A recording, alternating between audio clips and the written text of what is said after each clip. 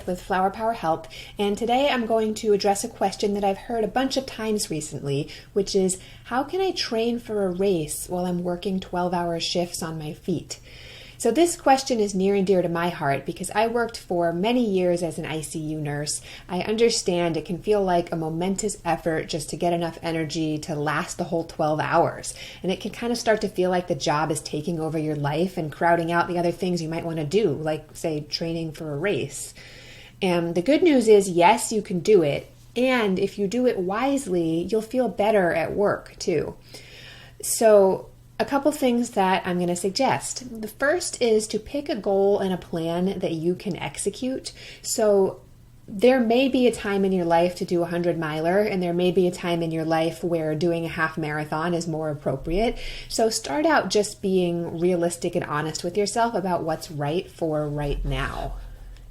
And then once you've done that, you need a training plan, a training schedule. And I think that a lot of us are just hung up on the traditional 7-day training cycle. And truth be told, that's not written in stone anywhere. So you don't have to do that if you don't want to.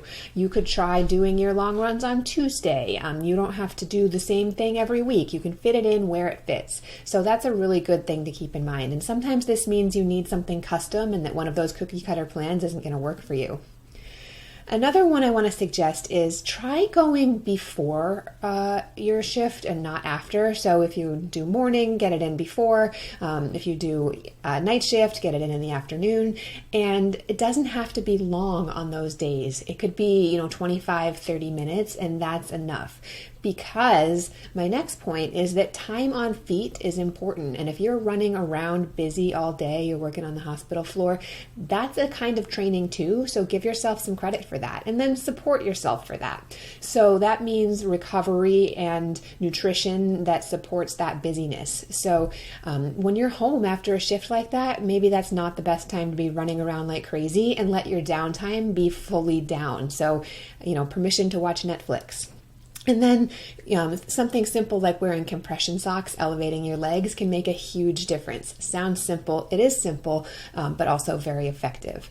And then the last category of stuff I want to talk about here is around fueling. And make sure that you are giving yourself adequate nutrition during your shifts, as well as during your training. So these are long periods of time, and I've been in a hospital overnight, and I know what you've got available might not be what's going to be optimal to get you feeling your best. So it might take a little planning ahead to bring with you what you're going to need, and to make sure that you are making choices that allow you to eat and fuel, because even when you're not actively training right this minute, your body still needs those calories. It needs protein, it needs carbs, it needs micronutrients to support the training that you are going to do and that you have done, as well as what you're doing at work. And then just one final note about caffeine. Yeah, I get it. You probably need it sometimes. Those shifts are long. You need it to stay alert. You don't want to be making errors.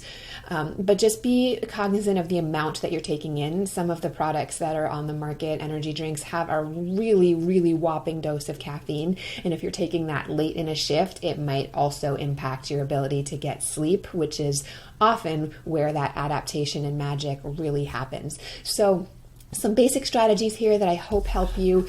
And if you want some more support, reach out. I'm happy to help. I've been there, and good luck.